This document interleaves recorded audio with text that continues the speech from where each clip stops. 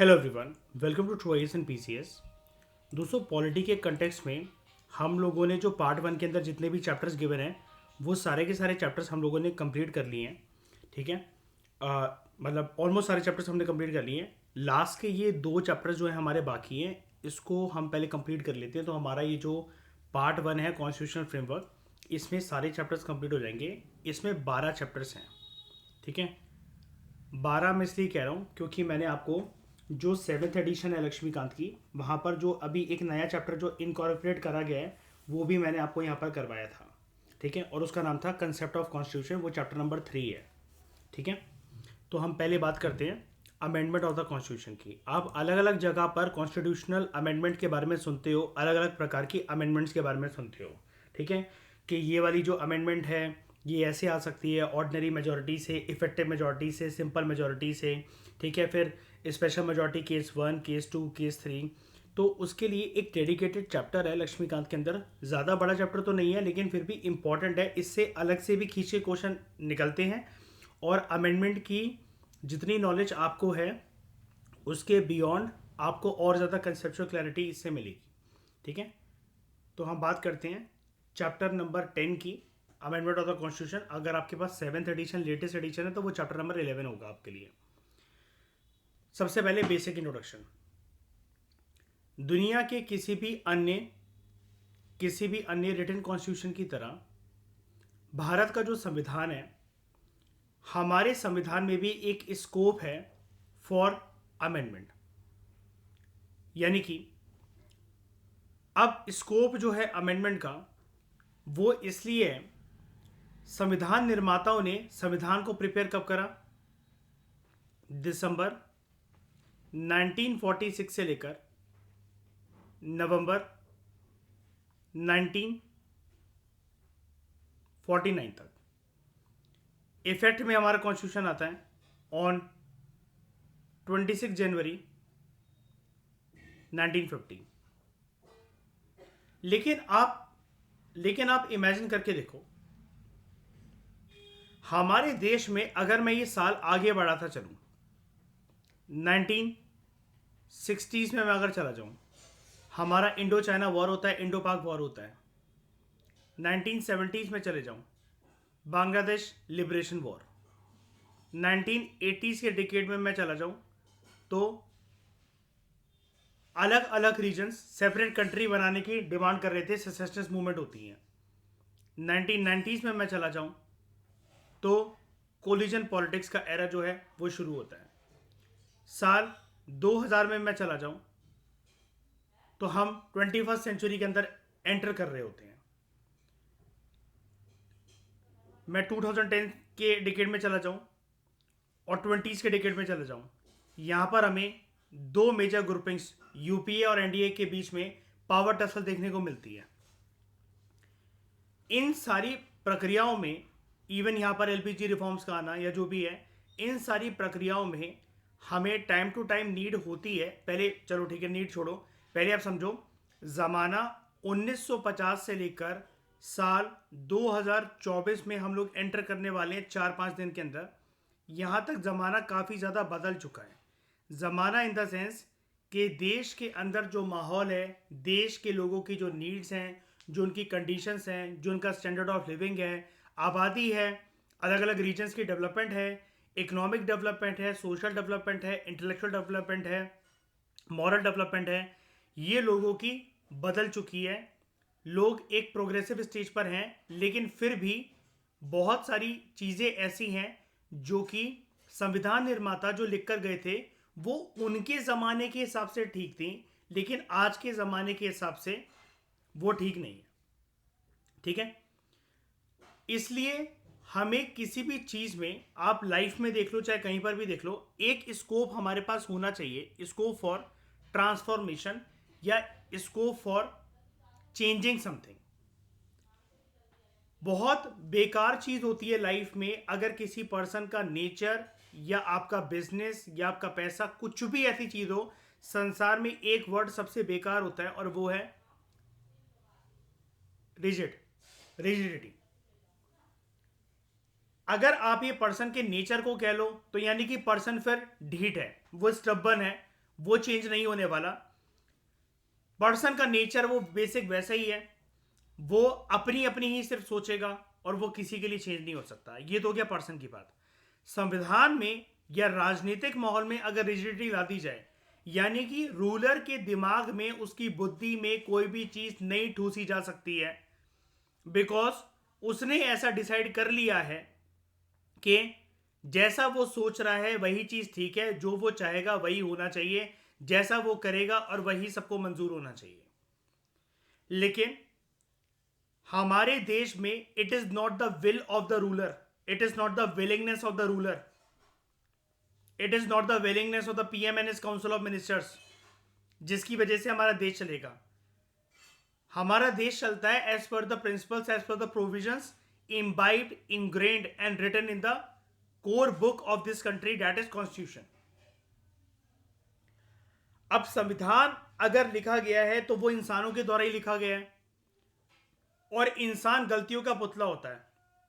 चलो मान लेते हैं कि गलती नहीं भी हुई संविधान निर्माताओं से, लेकिन वक्त और हालातों के चलते देश में अलग अलग चीजें, जैसा कि मैं आपको बता रहा हूं, सोशल, इकोनॉमिक, इंटेलेक्चुअल डेवलपमेंट लोगों की मतलब बढ़ी है, आगे बदली है।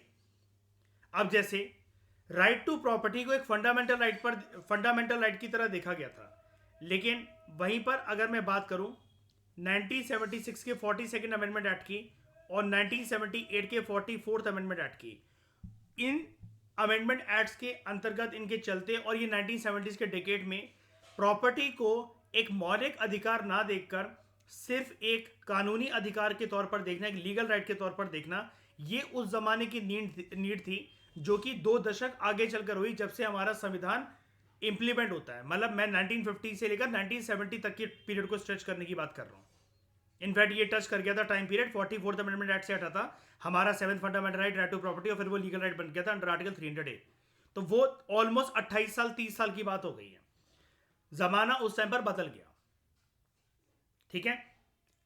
जब ईस्ट पाकिस्तान हमने पाकिस्तान को दिया था, आगे चलकर किसी को नहीं पता था कि साल 1971 में वो बांग्लादेश बन जाएगा।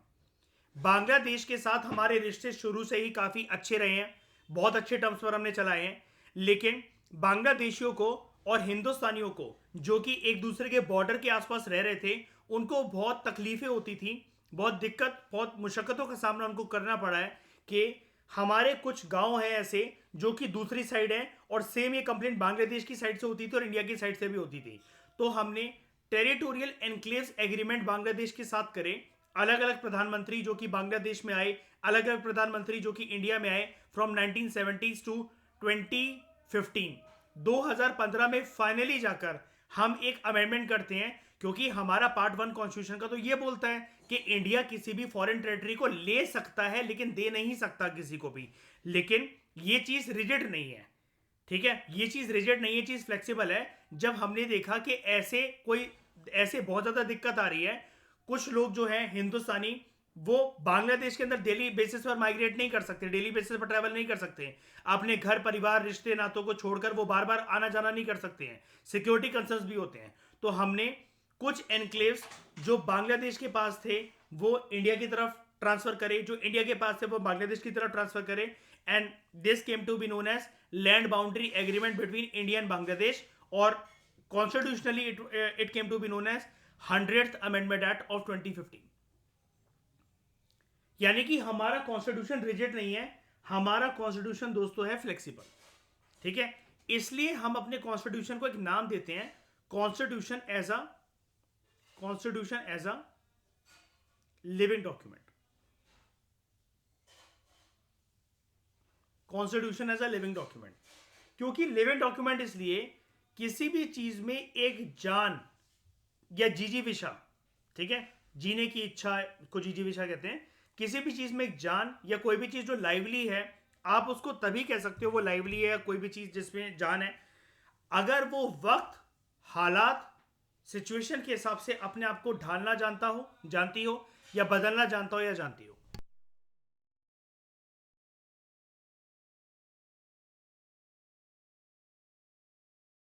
राइट, ऐसा है कि नहीं?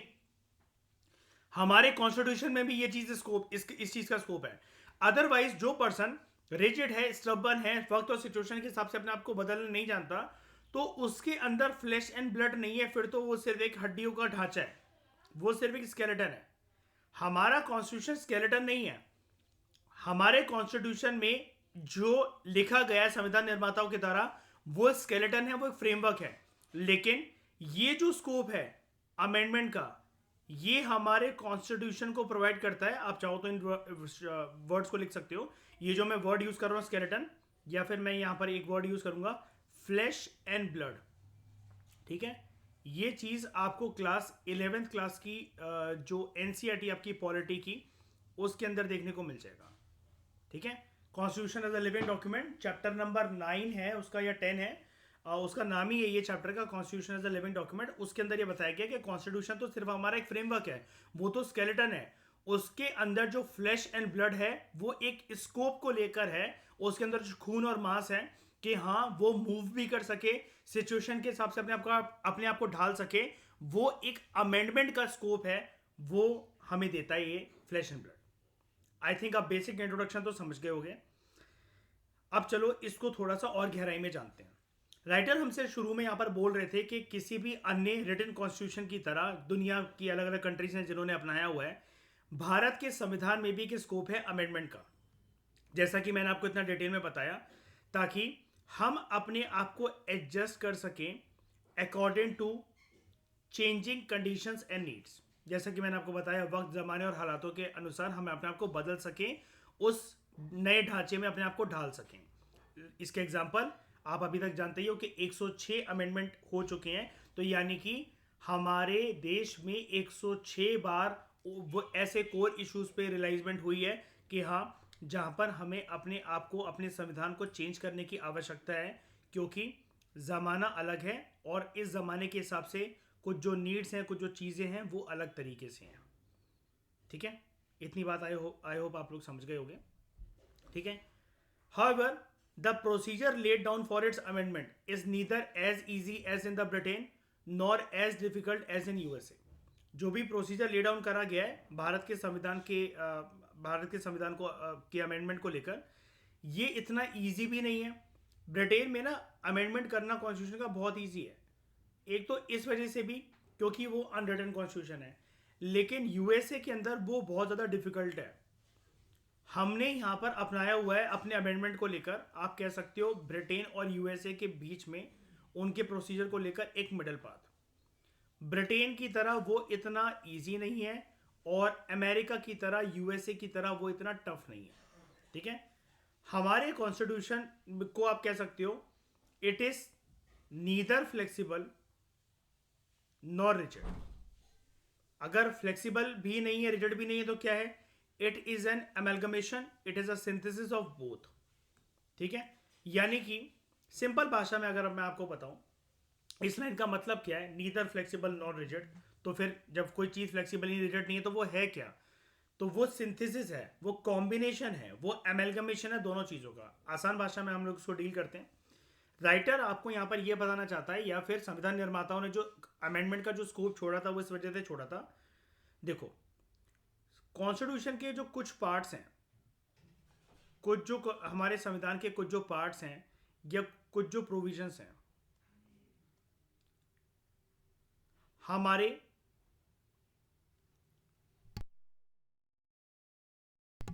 हमारे एक तो कॉन्स्टिट्यूशन मेकर्स,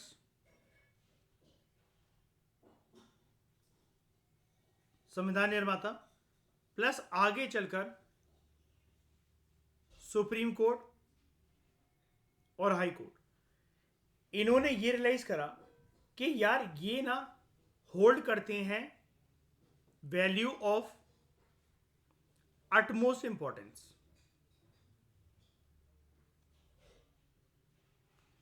इनको हमें रिजिड बनाना पड़ेगा।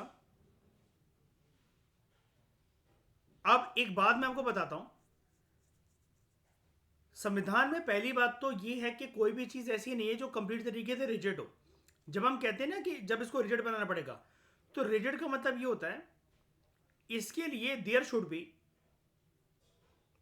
B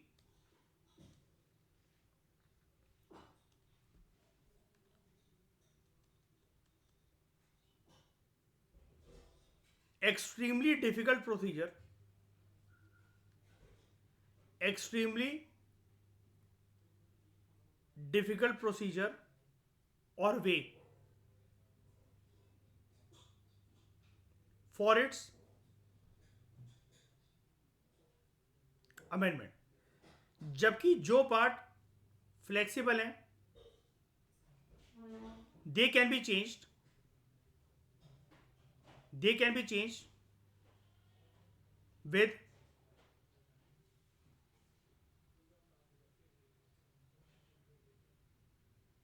simple procedure. अब इनके लिए रिजिडिटी क्यों? इनके लिए रिजिडिटी क्यों? बिकॉज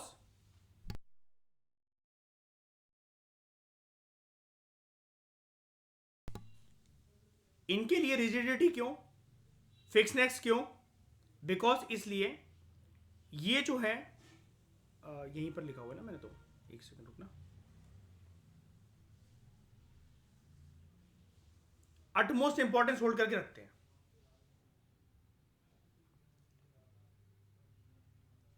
ठीक है. और इससे सिटीजन्स की, इससे जनता की जो कोर राइट्स हैं, जो कोर राइट्स हैं वो प्रिजर्व रहे, and they should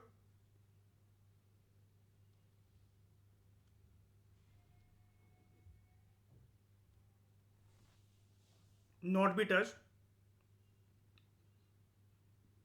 by any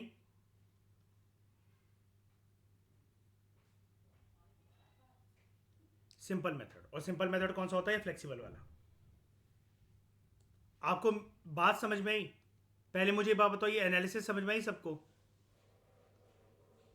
Shreya, shiny, समझ में आए? रिजिड और फ्लेक्सिबल नेचर. ठीक है. आगे चलकर एक बात मैं और हाईलाइट करना चाहता हूं यहां पर कि आगे चलकर संविधान निर्माताओं का तो ये क्या कहते हैं, ये पूरी एनालिसिस थी इसको लेकर कि हमारे संविधान के अंदर अमेंडमेंट का स्कोप क्यों छोड़ना है, क्यों मतलब छोड़ना है, कि स्कोप क्यों देना है. यही चीज़ आगे चलकर जब हम बात कर रहे हैं इसकी सुप्रीम कोर्ट की, हाई कोर्ट की, जुडिशरी की, जुडिशरी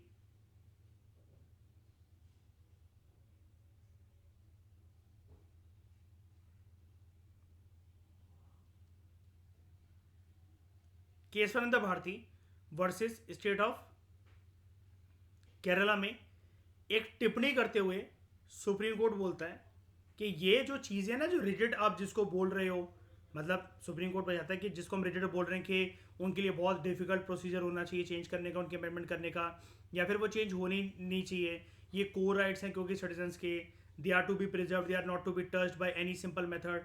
उन्हीं को सुप्रीम कोर्ट बेसिकली एक टर्म से नवाजता है और उसको कहता है these are part of basic structure of the constitution.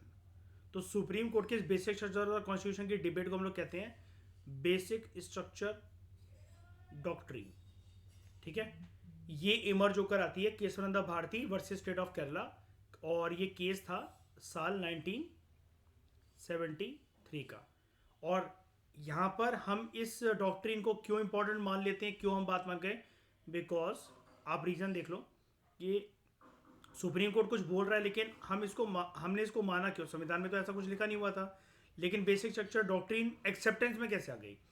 Because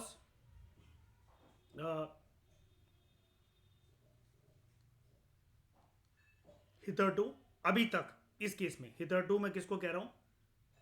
1973 को हितरटू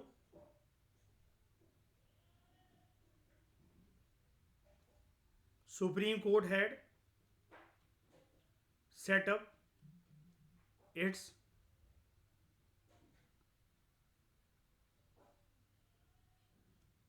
largest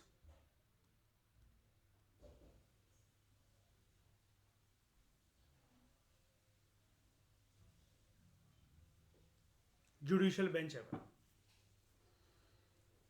सुप्रीम कोर्ट ने सबसे बड़ी जुडिशियल बेंच आज तक इस केस में बिठाई थी, इस वजह से। अब जुडिशियल बेंच का मतलब क्या होता है? एक साथ इतने सारे जजेस एक साथ यहां पर बैठे थे। ये चीज क्लियर है आप लोगों को? जो मैंने यहां पर समझाया जल्दी बता दो फटाफट। पक्का शाइनी? ठीक है।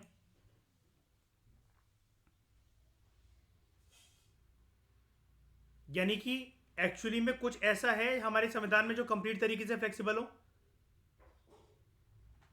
नहीं। कंप्लीट तरीके से रिजिड हो? ऐसा भी नहीं है कि किसी चीज को छेड़ा ही नहीं जा सकता, टच ही नहीं करा जा सकता, है ना? बिल्कुल टच करा जा सकता है,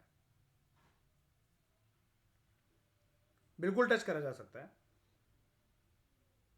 अब जैसे हम लोग इस चीज को लेकर रिजिड थे कि जैसा कि मैं अभी आपको बता रहा था कि हम टेरिटरीज ले सकते हैं। जैसे last state to get incorporated in India as a union was, last state अभी तक जो है रिसेंट, मतलब लास्ट कह लो आप उसको, चाहे लेटेस्ट कह लो, कौन सी है? सिक्किम है। इसका एक कंट्री थी ना ये छोटी सी, इसका रूलर था चोग्याल, जिसने हमसे रिक्वेस्ट करी थी शामिल होने के लिए भारत में। 1975 की बात है ये, है ना? अब लेकिन हम किसी को कुछ चीज दे नहीं सकते, कोई टेरिटरी दे नहीं सकते, लेकिन इसके लिए लैंड बाउंड्री एग्रीमेंट करा कि नहीं करा हमने बांग्लादेश के साथ साइन 2015 में? और हमने बांग्लादेश को बांग्लादेश से लिए और बांग्लादेश को दिए कि नहीं दिए, ये जो टर्म्स में मेंशन कर रहा हूं, एनक्लेव्स। इससे पहले अगर आप ये देखो, ये सुना आपने Berubari union case? Berubari union case, इस केस में भी तो हम लोगों ने पाकिस्तान के साथ एग्रीमेंट्स करे थे, उनको लैंड बाउंड्रीज दी थी। तो यानी कि ये सब चीज़ें हो सकती हैं। और ये जो बेरूबरी यूनियन केस या सिक्किम वाली जो बात है या बांग्लादेश वाली जो बात है, हमने संविधान के साथ जब भी एक छेड़छाड़ करने की कोशिश करी तो हमने अमेंडमेंट करा है कि नहीं करा है? करा है ना? बिल्कुल करा है। तो नेक्स्ट हम आगे अगर बात करें इस डिबेट को आगे लेते हुए, हमारे संविधान में जो ये संविधान के अंदर जो भी चीज़ें लिखी हुई हैं, जो प्रोविजंस लिखे हुए हैं, जो आर्टिकल लिखे हुए हैं, जो भी तरीका तौर तरीके भी लिखे हुए हैं किसी चीज़ को एड्रेस करने के, अगर हमें उसके अंदर किसी भी प्रकार का चेंज लेकर आना है, वो चेंज लाने का स्कोप हमें देता है आर्टिकल 368। आर्टिकल 368 कहां पर गिवन है? वो गिवन है part 20 of the constitution, and it deals with the powers of the parliament, कि वो संविधान को अमेंड कर सके। और देखो, दो चीजें यहां पर जो आपको ध्यान में रखनी चाहिए, एक को मैं पिंक कलर से मार्क करता हूं, it deals with the powers of parliament. Keyword ये है, संविधान को अमेंड करने की शक्ति, पावर संविधान निर्माताओं ने लेजिस्लेचर एज अ ऑर्गन को दे रखी है, ना ही एग्जीक्यूटिव को, ना ही जुडिशरी को। पार्लियामेंट की पावर संविधान को अमेंड करने के लिए। दूसरा कीवर्ड मैं ब्लू कलर से मार्क कर रहा हूं, पावर तो है तुम्हारे पास, लेकिन तुम्हें एक रेगुलेटेड प्रोसीजर फॉलो करना पड़ेगा। ये नहीं कि हां हमारे पास पावर है, रोज संविधान को चलो अमेंड करते हैं। तुम्हें इस चीज का संज्ञान रखना पड़ेगा, इस चीज को संज्ञान में लेना पड़ेगा। You should take this with a pinch of salt and with utmost consideration that supreme court ने क्या टिप्पणी करी थी केशवानंद भारती केस में, तो उसके अकॉर्डिंग तुम्हें वर्क करना पड़ेगा। कोई बात नहीं, पार्लियामेंट, अगर हम बोले पार्लियामेंट से, कोई बात नहीं, लेजिस्लेटिव ऑर्गन पार्लियामेंट आप अपनी चला लो जैसे आपको ठीक लगे, लेकिन फिर वो अगर सुप्रीम कोर्ट की निगरानी में जब जुडिशियल रिव्यू के दायरे के अंदर आएगा और उसको लगेगा कि आपने ये जो भी प्रक्रिया अपनाई है, अपनी पावर को जिस तरीके से यूटिलाइज करा है संविधान को चेंज करने के लिए, उसके अंदर किसी प्रकार की हस्तक्षेप करने के लिए, इंटरफेरेंस करने के लिए, अगर वो कॉन्स्टिट्यूशन के दायरे के अंदर नहीं है, तो फिर जुडिशरी उसको नल एंड वॉइड डिक्लेयर कर देगा। ठीक है? तो ये जो है रिजिडिटी, फ्लेक्सिबिलिटी का ध्यान रखा जाए, प्लस सुप्रीम कोर्ट की बेसिक स्ट्रक्चर डॉक्ट्रिन का भी ध्यान रखा जाए। ठीक है? ओरिजिनल संविधान में ऑब्वियसली बात है, आर्टिकल 368 इतनी गहराई से इन सब चीज़ों के ऊपर बात नहीं करता था, लेकिन आगे चलते चलते जैसे जैसे चीज़ आगे बढ़ी तो आप ही मुझे बताओ कि जैसे ये जो वो है basic structure of the constitution है, ये कोई एक प्रोविजन है, कोई एक आर्टिकल है, कोई एक प्रिंसिपल है, या फिर जस्ट ये कन्वेंशन है? क्या है आपके अकॉर्डिंग ये? बताओ। Basic structure. हम्म। क्या है शाइनी? क्या है? प्रोविजन नहीं है, ये संविधान में कहीं पर भी गिवन नहीं है, ये एक कन्वेंशन है। लेकिन उसको सब लोग अच्छे से इसलिए मान के चल रहे हैं, कोई इंटरफेरेंस इसलिए नहीं कर रहा, क्योंकि देखो, अगर ये प्रोविजन होता तो डेडिकेटेडली इसके ऊपर एक आर्टिकल होता। तो शाइनी बताओ कौन सा आर्टिकल है संविधान में जो कि डिफाइन करता है बेसिक स्ट्रक्चर को? आर्टिकल नहीं है ना कोई भी, ठीक है। तो कुछ संविधान के जो प्रोविजंस है ना ये शाइनी, प्रोविजंस इसके पार्ट हैं, लेकिन ये एक कन्वेंशन की फॉर्म में ये है कि सब लोगों को इतनी एक्सेप्टेंस रखनी चाहिए हमारे देश में, there are some features which should not be touched, which should not be amended, लेकिन there are too many features जिसको आप सिंपल प्रोसीजर से अमेंड कर सकते हो। अगेन, ये जो सी सौ का बैलेंस है, ये हमें देश के अंदर सोशियो पॉलिटिकल इकोनॉमिक माहौल को देखते हुए, जैसा कि ऊपर वो कह भी रहा था ना, changing conditions and needs and circumstances के हिसाब से अगर हम अपने आप को एडजस्ट करना चाहते हैं हमारे देश को, तो संविधान में उस तरीके से वो रास्ते लिख दिए जाए। ये है इसको, ठीक है।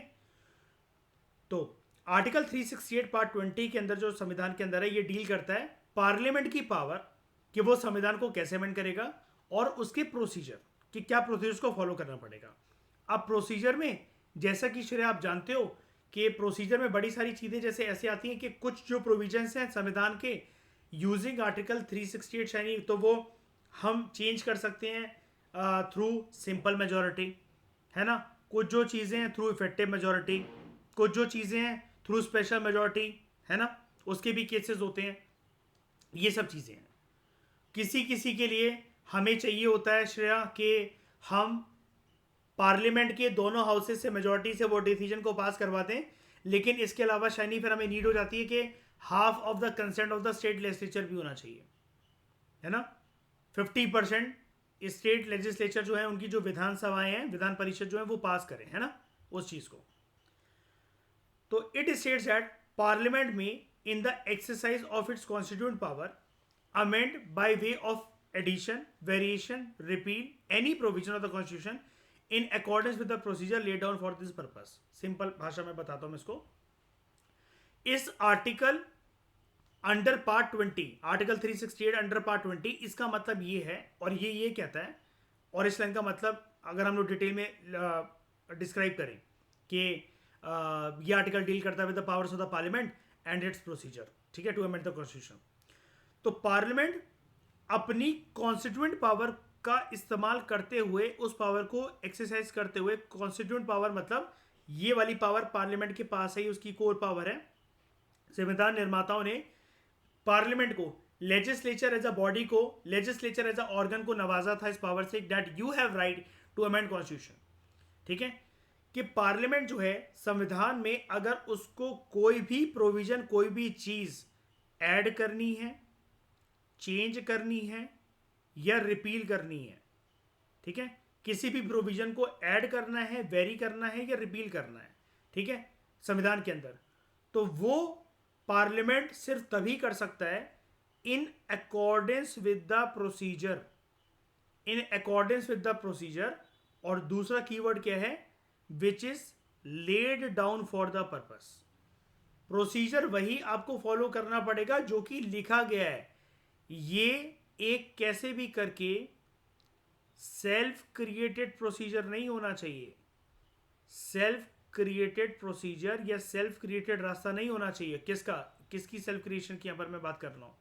मैं यहां पर बात कर रहा हूं लेजिस्लेचर, या जिसको हम आम भाषा के अंदर बोलते हैं पार्लियामेंट। पार्लियामेंट या लेजिस्लेचर का सेल्फ क्रिएटेड प्रोसीजर नहीं होना चाहिए,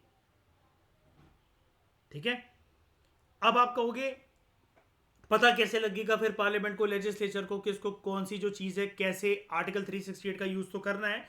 लेकिन आर्टिकल 368 तो सर बहुत सारे तरीके के होते हैं, फिर तो उसके अंदर बड़े सारे तरीके के प्रोविजंस होते हैं कि ये चीज़ ऐसे अमेंड करी जाए, वो चीज़ वैसे अमेंड करी जाए।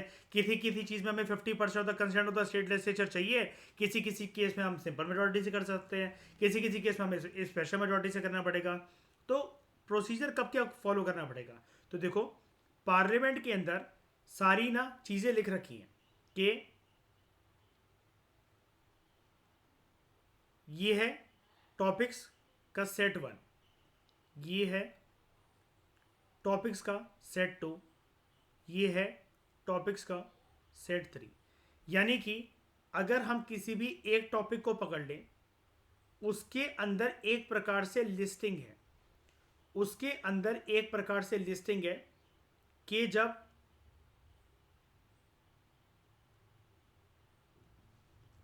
ये सारे जो टॉपिक्स हैं, मान लो हम इसको ले लेते हैं टॉपिक 1, इसके लिए we need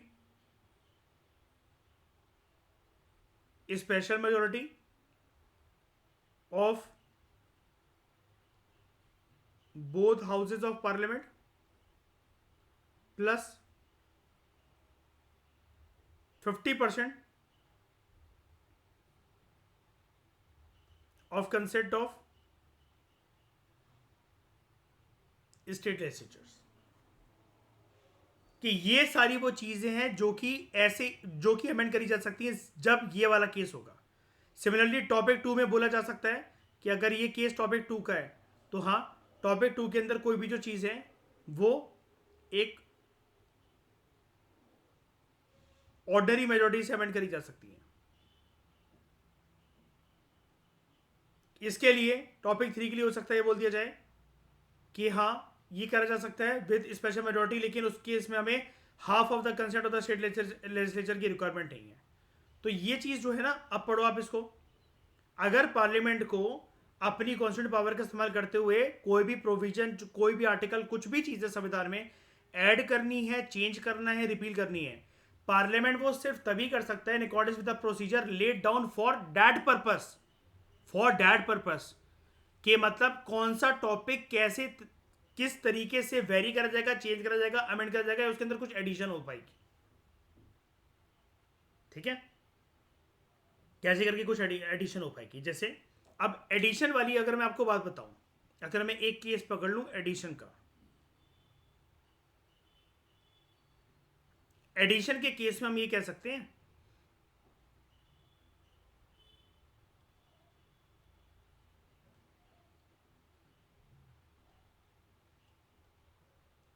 right to privacy एकदम से ये साल 2017 में ऐड करा जा रहा है। 2017 में ऐड करा जा रहा है कहां पर? ये ऐड करा जा रहा है फंडामेंटल राइट्स के चैप्टर में। और उसमें से भी कौन से तरीके के फंडामेंटल राइट में? Right to freedom. अगर हम रिपील करने की बात कर लें,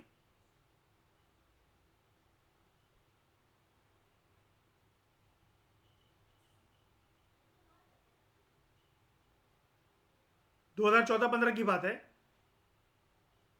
सरकार लेकर आई NJC amendment, 99th amendment act. Supreme court को पसंद नहीं आया, प्रोसीजर क्योंकि ठीक नहीं था, कर दिया गया रिपील, नल एंड वॉइड। लेकिन हालांकि ये वाला केस मैंने सुप्रीम कोर्ट के परस्पेक्टिव से पकड़ा है, लेकिन बड़े सारे ऐसे होते हैं कि रिपील एक्ट होते हैं, कि जैसे आप पढ़ते हो ना, बड़े सारे जब लक्ष्मीकांत आप पढ़ते हो तो उसके अंदर आप पढ़ते हो कि ये चीज़ हम जो है वो सरकार जो है वो रिपील करने जा रही है, तो उसके लिए रिपील एक्ट होता है। वेरिएशन मतलब किसी भी चीज़ में कोई चीज़ आपको चेंज करनी है, तो किसी भी चीज़ में आपका अगर आपको कोई चीज़, जो भी आर्टिकल्स हैं, जो भी प्रोविजन है, उसके अंदर कोई चीज़ चेंज करनी है। वेरिएशन का एक चीज़ मैं बोल देता हूँ, जैसे एक चीज़ जो पेंडिंग है, वो पेंडिंग कुछ इस प्रकार से है कि 70th अमेंडमेंट एक्ट जो है उसने ये पावर दी थी, उसने पावर दी थी दिल्ली और पुडुचेरी, दिल्ली और पुडुचेरी की स्टेट लेजिस्लेटिव असेंबलीज के इलेक्टेड मेंबर्स को कि वो प्रेसिडेंशियल इलेक्शंस के इलेक्टोरल कॉलेज का पार्ट बन सकें, इलेक्टोरल कॉलेज का पार्ट बन सकें। इसके लिए now since we are sitting in 2023 and about to enter in 2024, जहां पर आपके लोकसभा के चुनाव होने वाले हैं, और आगे अभी तो चलो प्रेसिडेंशियल इलेक्शंस हो चुके हैं, लेकिन मैं कह रहा हूँ वो लोकसभा के चुनाव होने वाले हैं। मतलब मैं एक बात कह रहा हूँ कि 78th अमेंडमेंट एक्ट जहां पर आया था, I think should I am not wrong, ये 1992 में आया था ना, ये 1992 में आया था if I am not wrong, cross check कर लेना इसको आप लोग एक बारी। तो 2023-2024 में अब ये समय आ गया कि हम इसके अंदर एक वेरिएशन लेकर आए और दिल्ली और पुडुचेरी के अलावा हम लोग यहाँ पर ऐड कर दे JNK ऑल्सो, इसको भी, क्योंकि इसके पास भी अपनी खुद की विधानसभा अब ये है और आर्टिकल 370 अब यहाँ पर लागू नहीं होता। मैंने आपको तीनों केसेस समझा दिए, लेकिन ये पार्लियामेंट को तभी करना पड़ेगा इन अकॉर्डेंस विद द प्रोसीजर जो कि संविधान में लिखा गया है। तो यानी तो इसका मतलब क्या हुआ, parliament can not amend those provisions, parliament can not, हाँ मतलब आगे चलकर ये वाली बात आई, ये शुरू से नहीं थी, पार्लियामेंट कैन नॉट अमेंड, अब ये एक बंदिशें है ना इसके ऊपर, पार्लियामेंट के ऊपर, तो उसको मैं इससे मार्क कर देता हूँ, can not amend those provisions जो कि किसका पार्ट है, जो कि basic structure of the constitution का पार्ट है, जो कि पार्ट है basic structure of the constitution का। और ये रूलिंग सुप्रीम कोर्ट ने दी थी, जैसा कि मैंने आपको ऊपर बड़ी डिटेल में समझाया। ठीक है, ये पूरी कहानी मैंने आपको समझाई कि कुछ जो पार्ट है वो रिजिड है, कुछ जो फ्लेक्सिबल है, लेकिन ये जो डिबेट है कॉन्स्टिट्यूशन मेकर्स के अलावा सुप्रीम कोर्ट आगे चलकर कैसे सॉल्व करता है, कैसे इसको देता है, इस डिबेट को आगे चलकर कैसे कैरी फॉरवर्ड करता है, तो वो आता है बेसिक स्ट्रक्चर डॉक्ट्रिन, जो कि Kesavananda Bharati versus state of Kerala case में आता है 1973। ठीक है, तो यहाँ पर एक पॉइंट नंबर 1 है, ये फुल फॉर्म ही होगी इस केस के नाम की, yes, Kesavananda Bharati versus state of Kerala 1973। और इससे इसकी वजह से क्या हुआ कि हमारा जो, हम इसको क्यों मानते हैं, क्यों है इस डॉक्ट्रिन को, ये ना ही प्रोविजन है ना ही कोई आर्टिकल है, और बेसिक स्ट्रक्चर होता क्या, इसकी कोई डेफिनेशन भी नहीं है। बेसिक स्ट्रक्चर का क्या मतलब होता है, इसकी कोई डेफिनेशन भी है, डोंट वरी, जैसे ही हमारा ये वाला चैप्टर कंप्लीट हो जाएगा, मैं कोशिश करूंगा आज शाम को या कल तक मैं आपको बेसिक स्ट्रक्चर भी अगला चैप्टर जो है वो कंप्लीट करवा दूंगा, तब आप यहाँ पर अच्छे से जान पाओगे कि बेसिक स्ट्रक्चर की डिबेट है क्या एक्चुअल में। तो लेकिन मैंने आपको ये बताया था कि हम फिर भी इसको क्यों मानकर चलते हैं, क्यों उसकी मान्यता है, बिकॉज 1973 तक, हितरटू इन 1973 अब तक, मतलब क्या हुआ था, supreme court had set up its largest judicial bench ever, इस वजह से। ठीक है, ये चीज़ आपको अच्छे से क्लियर हो गई। हाँ, और एक चीज़ और मैं आपको बताना ये चाह रहा था कि आप सब जानते हो कि केशवानंद भारती, और इससे पहले 6 साल पहले जो 1967 में पंजाब का एक केस आया था, गोलकनाथ केस, ठीक है, उसमें राइट टू प्रॉपर्टी को हटाने के ऊपर ये एक बड़े सालों तक चर्चा चली। Finally tell me the amendment act जिसकी वजह से ये राइट टू प्रॉपर्टी हमारे फंडामेंटल राइट्स की लिस्ट से बाहर हो जाता है। वो अमेंडमेंट एक्ट क्या था, वो कौन सा अमेंडमेंट एक्ट था, हाँ 44 से हटा था एक्चुअली, वो 44th अमेंडमेंट एक्ट ऑफ 1978। ठीक है, जनता पार्टी के टाइम पर।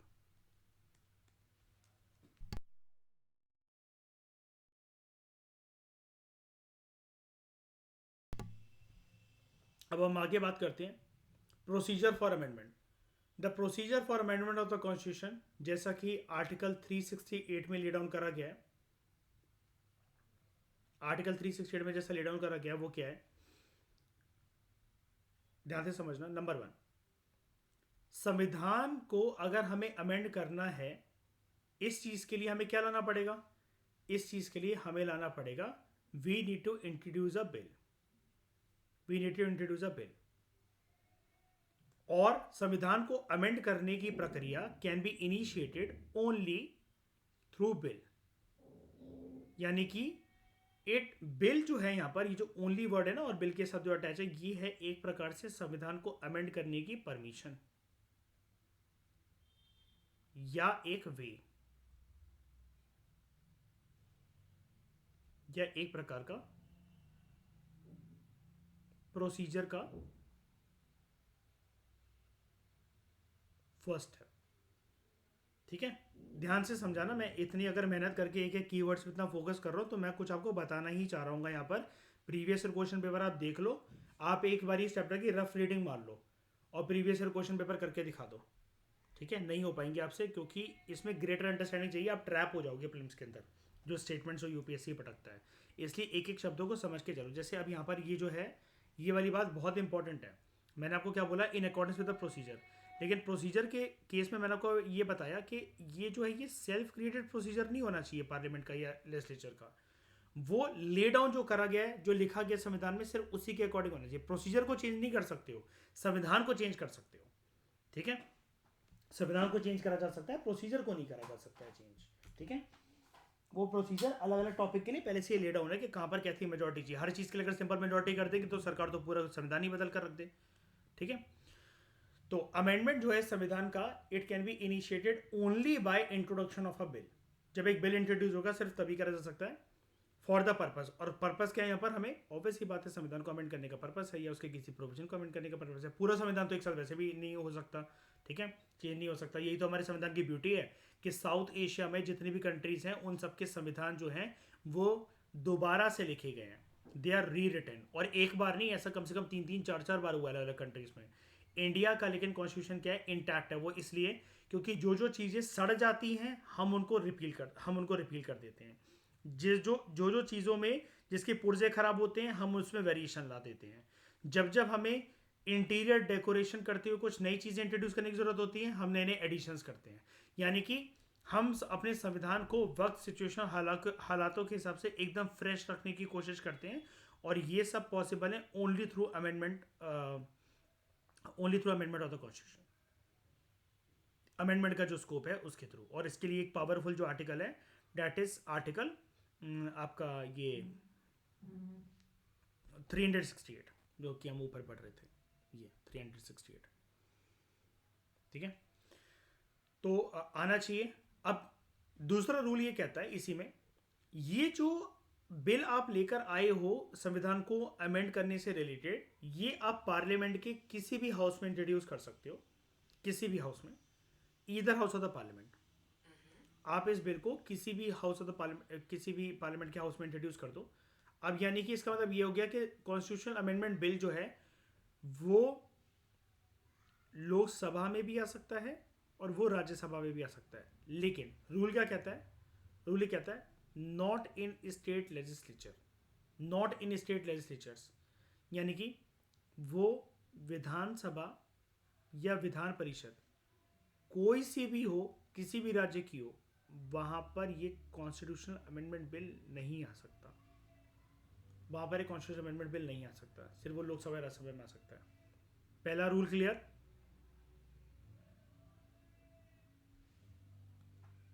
ठीक है, आगे बढ़ते हैं। Bill can be introduce either by a minister और बाय अ प्राइवेट मेंबर। यानी कि लोकसभा में या राज्यसभा में अगर कोई भी पर्सन, अगर सिर्फ एक, ध्यान से समझना, कोई भी पर्सन सिर्फ अगर एक एमपी है तो वो लेकर आ सकता है। ठीक है, और कोई भी जो पर्सन है अगर वो एमपी होने के साथ अगर एक मिनिस्टर है वो लेकर आ सकता है। तीसरा केस ये बन जाएगा कि पर्सन जो है वो सिर्फ एक मिनिस्टर है, एमपी नहीं है, तब भी। अब आप कहोगे ये तीसरा केस कैसे बनेगा, क्यों? मंत्री नहीं बन सकता पहले पर्सन बिना एमपी बने? बताओ, बन सकता है ना? बस उसको क्या करना पड़ेगा, अपनी एमपीशिप को कितने महीने के अंदर प्रूव करना पड़ेगा? 6 महीने के अंदर। ये 3 केसेस बनेगा ना यहां पर, बताओ, है ना? तो bill can be introduce by either a minister, either a minister. अब मिनिस्टर जरूरी तो नहीं ना कि एमपी हो, जरूरी तो नहीं ना। ठीक है, और एक प्राइवेट मेंबर। लेकिन क्या ये अनिवार्य है, क्या ये जरूरी है कि प्राइवेट मेंबर डेफिनेटली, अगर हम इसको बोल रहे हैं कि प्राइवेट मेंबर है किसी भी हाउस ऑफ द पार्लियामेंट का, डेफिनेटली एमपी होगा, है ना? और प्राइवेट मेंबर पक्का मिनिस्टर कभी भी नहीं होगा, 100%,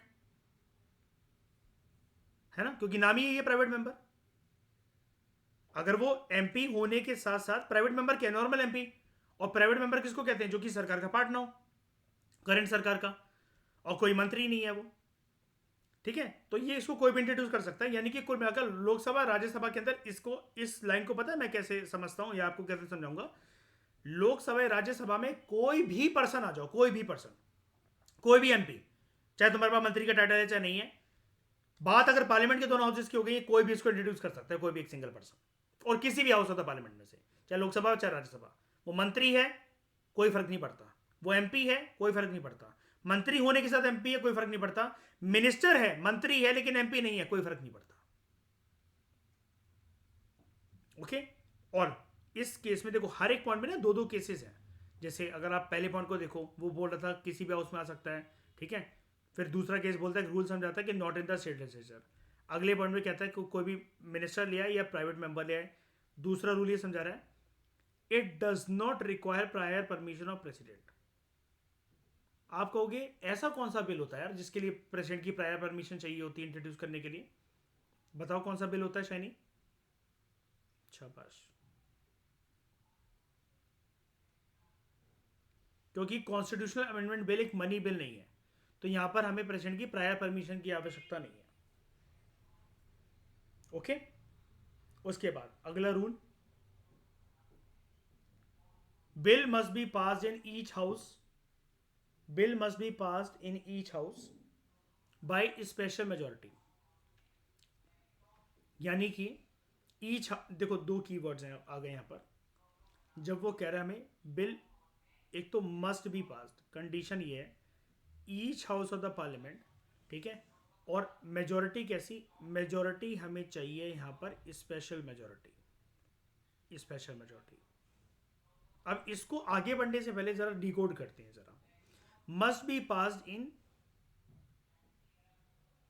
each house by special majority, यानी कि ये स्पेशल मेजोरिटी, ये स्पेशल मेजोरिटी हमें चाहिए लोकसभा के अंदर भी, ये स्पेशल मेजोरिटी हमें चाहिए राज्यसभा के अंदर भी, राइट। और हम इसको ऐसे भी कह सकते हैं ना, special majority of both the house of the parliament.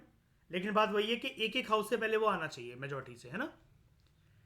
अब स्पेशल मेजोरिटी क्या होती, क्या है इस केस में, majority of the total membership of the house. Special majority का यहां पर मतलब क्या है, majority of the total membership of the house, total membership of the house. अब अगर आप सिर्फ इतने पॉइंट को कंसिडर करो ना, जो हम ये वहां पर पढ़ने जा रहे हैं, majority of the total membership of the house, इसको हम लोग क्या कहते हैं, इसको हम लोग कहते हैं सिर्फ ये, इसके अंदर दो कंडीशन है, majority of the total membership of the house and majority of 2/3 of the members of the house present in voting. इसका मतलब ये होता है, अगर आप सिर्फ इस लाइन को कंसिडर करो, इस लाइन को मैं मार्क कर देता हूं ग्रीन कलर से, majority of the total membership of the house, इस लाइन का, ग्रीन वाली लाइन का ये मतलब होता है this is known as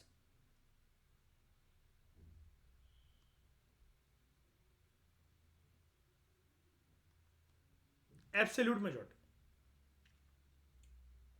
majority of the total membership of the house. Simple तरीके से अगर हम इसको देखें, total membership of the house, Rajya Sabha के अंदर 250 मेंबर्स हैं, डिवाइडेड बाय 2 प्लस 1, ये राज्यसभा की मेजोरिटी आ गई उस हाउस की, बताओ आ गई। लोकसभा की बात करें 543 मेंबर्स हैं, ठीक है, डिवाइडेड बाय 2 प्लस 1, 273 मान लेते हैं, ये लोकसभा की मेजोरिटी आ गई। ऐसी मेजोरिटीज को कहा जाता है स्पेशल सॉरी, ऐसी मेजोरिटीज को कहा जाता है एब्सोल्यूट मेजोरिटी। लेकिन एब्सोल्यूट मेजोरिटी कभी भी सोलो यूज नहीं होती है, ये रूल याद रखना, एब्सोल्यूट मेजोरिटी कभी भी अकेली यूज नहीं होती है। ऐसा संविधान के अंदर कोई भी केस नहीं है जहां पर हमें किसी भी चीज को लेकर आने के लिए, किसी भी चीज को रिमूव करने के लिए किसी भी चीज को रिपील करने के लिए हमें ये कंडीशन सिर्फ एक सोलो तरीके से अटैच हो कि only we need majority of the total membership of the house, ऐसा कोई भी केस नहीं होता है। एब्सोल्यूट मेजोरिटी इसको कहते हैं, लेकिन और एब्सोल्यूट मेजोरिटी का रूल यही होता है, ये कभी भी सोलो तरीके से यूज नहीं होती है, हमेशा हमें इसको किसी चीज के साथ अटैच करके पढ़ना होता है। ठीक है, तो इसलिए अटैचमेंट क्या है? अटैचमेंट है दूसरा सिनेरियो जिसको हम मार्क करते हैं येलो कलर से। एक तो majority of the total members of the house हो गई, एब्सोल्यूट मेजॉरिटी हो गई वो तो, लेकिन मैंने आपको बताया एब्सोल्यूट मेजॉरिटी कभी अकेले यूज होती नहीं है। तो इसके लिए हमें साथ में चाहिए majority of 2/3 of the members of the house present and voting. Keyword है majority of the 2/3 of the members of the house present and voting वाले। हाउस की मेजॉरिटी नहीं, जितने आए हैं वोट करने, जितने प्रेजेंट हैं, ये कॉम्बिनेशन में ग्रीन प्लस येलो ये बनता है स्पेशल मेजॉरिटी। और स्पेशल मेजॉरिटी की अलग अलग केसेस होते हैं। प्रॉपर तरीके से अगर मैं आपको बताऊं, स्पेशल मेजॉरिटी के केसेस होते हैं 3। Special majority case 1, special majority case 2 which is use only for the impeachment of the president, special majority case 3 which is use only for signifying the special powers of the Rajya Sabha. ये जो case है majority of the total membership of the house and majority of the 2/3 of the members of the house president voting, this is known as special majority case 1। पूरा लिख लेना यहां पर, special majority case 1।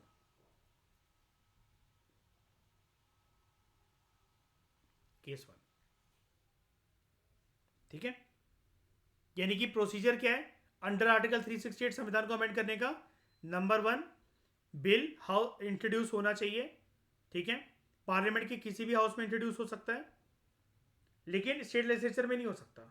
विधानसभा विधान परिषद में कोई भी उसको इंट्रोड्यूस कर सकता है, मंत्री हो या वो एक एमपी हो। मंत्री हो, एमपी ना भी हो तब भी चलेगा, और इसके लिए आपको कोई प्रेसिडेंट की प्रायर परमिशन की रिक्वायरमेंट नहीं है। बिल दोनों हाउसेस में पास होना चाहिए बाय स्पेशल मेजॉरिटी। यानी कि जो ये प्रोसीजर मैंने आपको बताया ना, majority of the total membership of the house and majority of the 2/3 of the members of the house president voting, ये जो प्रोसीजर है, अगर हम लोकसभा के अंदर चले, लोकसभा को फॉलो करना पड़ेगा majority of the house plus majority of the 2/3 of the members of the house जो कि लोकसभा के अंदर प्रेजेंट थे और वोट कर रहे थे। फिर राज्यसभा के अंदर majority of the membership of the total members of the house and majority of the total numbers of the majority of 2/3 of the members of the house जो कि प्रेजेंट और राज्यसभा के अंदर वोट कर रहे थे। दोनों की फिर मेजॉरिटी को देखा जाएगा, लोकसभा और राज्यसभा की, और वो केस बनेगा special majority of Lok Sabha, special majority of Rajya Sabha, and result में हम लोग इसको कहेंगे special majority of both house of the parliament. अब देखो मैं क्यों कह रहा हूं कि एक एक करके पहले पास करवाया जाएगा। अगला पॉइंट देखो, each house must pass the bill separately, must pass the bill separately through which procedure? Through procedure of special majority case 1। अगर दोनों हाउसेस के बीच में डिसएग्रीमेंट हो जाए तो कॉन्स्टिट्यूशनल अमेंडमेंट के लिए क्या ज्वाइंट सिटिंग का प्रावधान है क्या? नहीं, there is no provision of joint sitting of both the house of the parliament for the purpose of deliberation and passage of the bill. There is no case of holding a joint sitting.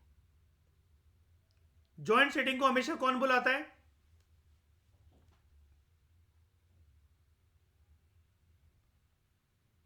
President. Joint sitting हमेशा होती कहां पर है?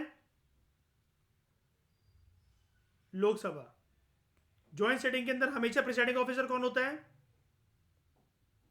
Speaker. Speaker अगर ना हो तो deputy speaker. Deputy speaker अगर ना हो तो deputy chairman of Rajya Sabha. Deputy chairman of the Rajya Sabha अगर ना हो तो कोई भी ऐसा पर्सन जो कि आपस में मेंबर जिसको चुन ले। मार्क माय वर्ड्स, जिसको मेंबर्स आपस में चुन ले, मैं ये नहीं कह रहा हूं जिसको प्रेसिडेंट चुन ले। ठीक है, डन। ज्वाइंट सेटिंग का प्रावधान यहां पर नहीं है।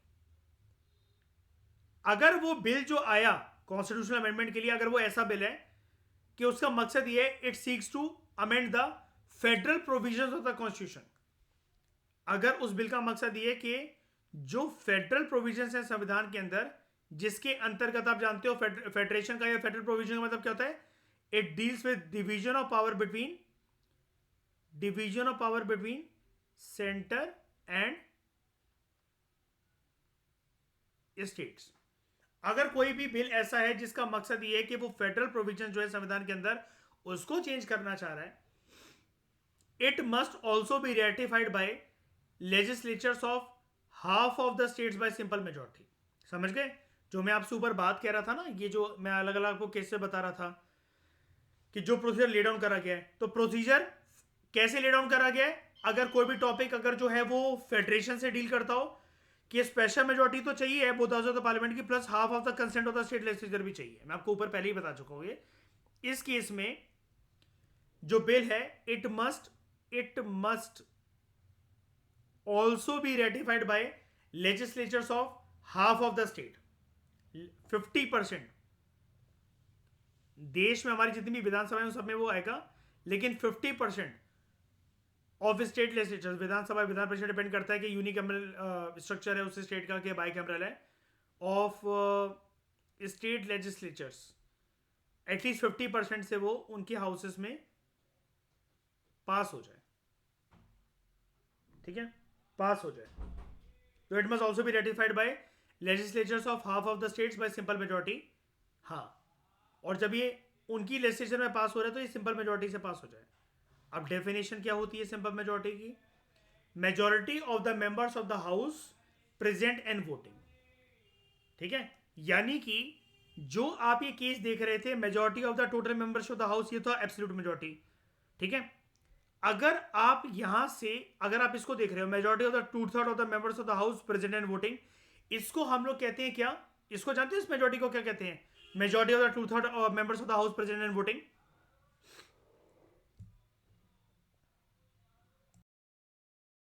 हाँ, ये मैं आपसे पूछ रहा था कि हाँ इस केस को क्या कहते हैं अगर ये हो कहाँ गया, majority of the 2/3 of the members of the house present voting. ये कोई भी तरह की मेजोरिटी का नाम नहीं होता, अगर होता तो मैं आपको बता देता, ये क्योंकि सोलो यूज ही नहीं होता है, ये एब्सोल्यूट मेजोरिटी के साथ ही यूज होता है हमेशा, केस 1। हाँ, वो स्पेशल मेजोरिटी टाइप 2 होता है, वो कभी भी सोलो यूज नहीं होता है। और गुड श्रेया, अगर बात हम लोग इसकी करें सिंपल मेजोरिटी, ये क्या होता है? Majority of the members of the house present and voting. Present and voting. तो अगर कोई भी ऐसा बिल है जिसकी वजह से फेडरल प्रोविजन जो है वो चेंज हो रहे हैं, वो half of the state, half of the legislatures जो है स्टेट के। अब हमारे देश में भी कितने राज्य हैं?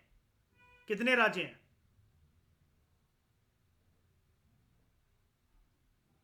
28। तो यानी कि ये लाइन क्या कह रही है? प्रेजेंटली वो कितने राज्यों के विधानसभा विधान परिषदों से पास हो जाए, उस मतलब कुल मिलाकर उसके स्टेट लेजिस्लेचर से पास हो जाए, वो तो अब डिपेंड करेगा कि वहां पर बाई कैमरल स्ट्रक्चर है यूनिकैमरल है, कितने से? 14। ठीक है, और कैसे हो जाए वहां पर 14 से पास? सिंपल मेजोरिटी से। और सिंपल मेजोरिटी क्या होता है? Majority of the members of the house present in voting. यहां पर 2/3 नहीं है, माइंड यू, यहां पर 2/3 नहीं है। और एक मेजोरिटी वैसे और होती है, अगर आपको पता हो, एक होती है इफेक्टिव मेजोरिटी, उसको हम लोग क्या कहते हैं? Majority of the then members of the house. Present and voting नहीं होता उस केस में। ये सारी चीजें आपको याद होनी चाहिए, ये सारी चीजें आपको बहुत अच्छे से पता होनी चाहिए। ठीक है, उसके बाद ये चीजें जान के हमने अभी तक 5 स्टेप सक्सेसफुली पढ़ लिए, प्रोसीजर कैसे अमेंडमेंट करने का अंडर आर्टिकल 368। इसके ऊपर मेंस में क्वेश्चन आ सकता है, प्रीलिम्स के अंदर भी आ सकता है, इनमें से क्या प्रोसीजर नहीं है, इनमें से क्या प्रोसीजर है। तो वो आपको ऐसा करके फंसाने को दे देगा यूपीएससी के। Constitution amendment bill state legislature में भी आ सकता है, इसके प्रेसिडेंट की प्रायर परमिशन हमें चाहिए। ठीक है, कोई ऐसी नीड नहीं है कि सेपरेटली दोनों हाउसेस में पास हो, बिल्कुल है। ठीक है, यहाँ पर ज्वाइंट सेटिंग का प्रोविजन है, नहीं होता जबकि। ठीक है, तो ऐसे ट्रैप्स आपको दे सकता है UPSC.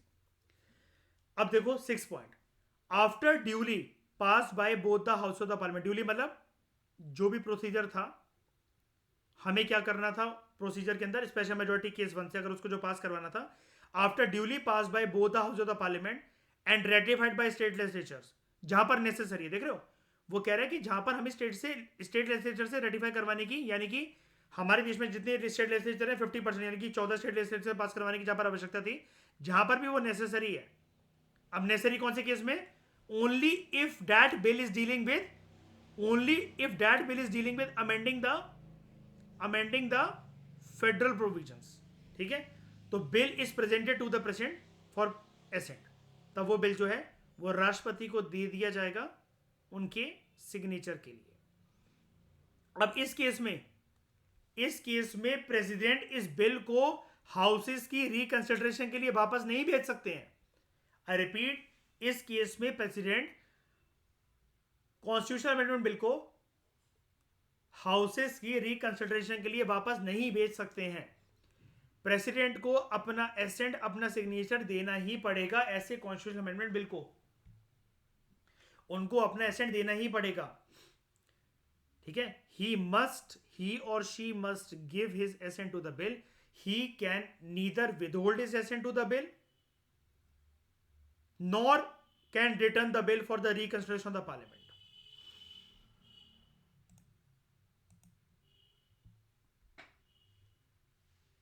Twenty fourth amendment act, जो कॉन्स्टिट्यूशन अमेंडमेंट एक्ट था 1971 का, उसी साल का जिस टाइम पर बांग्लादेश लिबरेशन वॉर हुई थी, it made it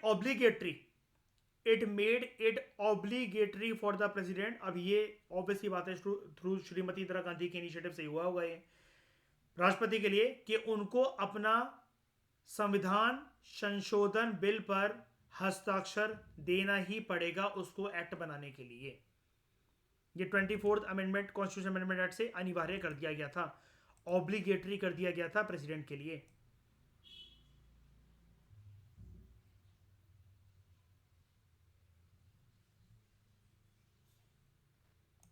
twenty second, 23rd, 24th, ये रहा। पीछे से एक बार हम लोग पढ़ लेते हैं।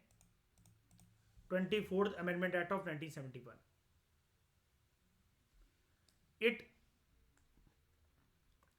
It affirmed the power of the parliament to amend any part of the constitution including fundamental rights। वो आगे चलकर जब साल 1973 आएगा और बेसिक स्ट्रक्चर ऑफ डॉक्ट्रिन आएगा, ठीक है, basic structure of parliament, basic structure doctrine जब आएगा, of doctrine basic structure doctrine का जब फंड आएगा, तब ये जो चीज़ है ना, पार्लियामेंट की जो पावर है कि it can amend any part of the constitution, नहीं, any part of the constitution including fundamental rights, ये चीज़ हट जाएगी। अभी के लिए 24th अमेंडमेंट एक्ट में ये चीज़ लागू है, क्योंकि फिर वो बोल दिया जाएगा बेसिक स्ट्रक्चर में जो आता है वो आप अमेंड नहीं कर सकते। उसके बाद it made it compulsory for the president to give his assent to the constitution amendment bill. इसके ऊपर तो बड़ी सारी कंट्रोवर्सी चली और सुप्रीम कोर्ट ने इसको थोड़ा सा चेंज भी करा, इस पॉइंट को थोड़ा सा अमेंड करा, अमेंडमेंट के प्रोविजन को अमेंड करा सुप्रीम कोर्ट ने, लेकिन ये चीज आज भी बरकरार है। सेकंड चीज, it made it compulsory for the president to give his assent to the constitution amendment bill. ठीक है,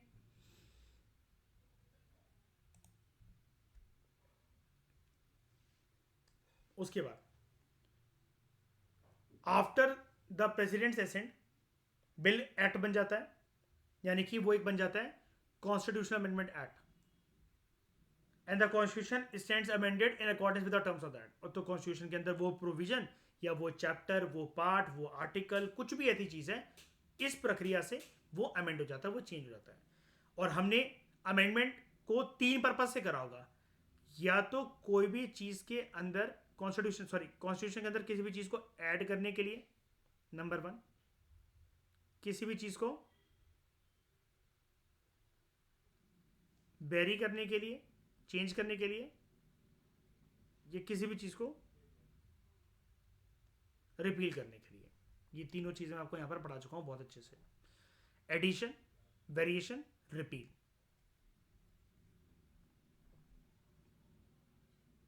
अब अलग अलग तरह की अमेंडमेंट्स होती हैं जिसको हम देखेंगे नेक्स्ट लेक्चर में। इस डिस्कशन में दोस्तों फिलहाल इतना ही। Thank you very much for discussion.